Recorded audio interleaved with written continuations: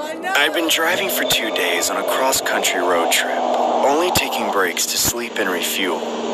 I was somewhere in the middle of nowhere when snowflakes started to fall on my windshield. By the time I made it to the next exit, the visibility was too poor to drive in. To my surprise, not far off the ramp, there was a Chuck E. Cheese, just sitting by itself in a parking lot with no other buildings around it. It was nighttime, but the lights were still on. The inside was just as barren and empty as the surroundings.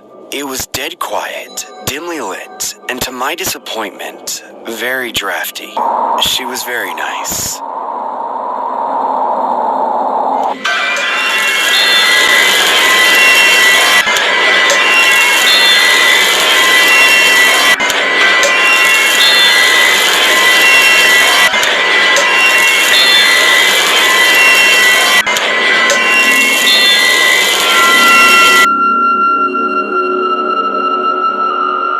I think it's safe to say that deciding to work at Chuck E. Cheese was the worst decision I've ever made in my life.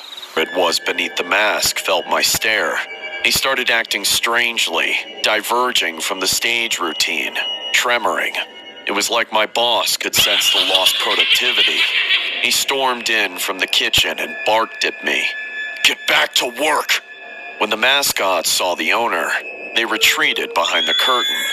The children wailed in confusion and steps on his stomach. The owner looks at me and says, "Shut the door, buddy. We need to have a talk." You messed up, man, but thank you. The mascot whimpers from under the owner's foot. I think it's safe to say we can become a 24-hour franchise, boys.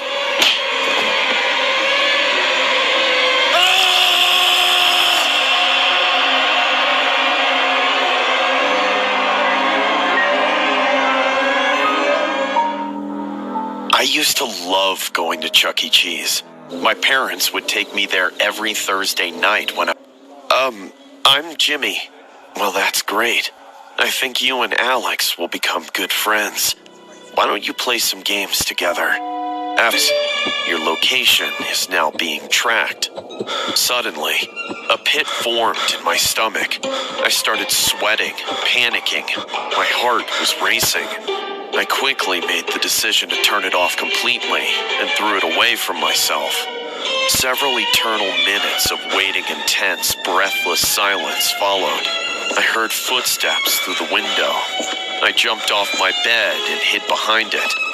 I got played on my birthday.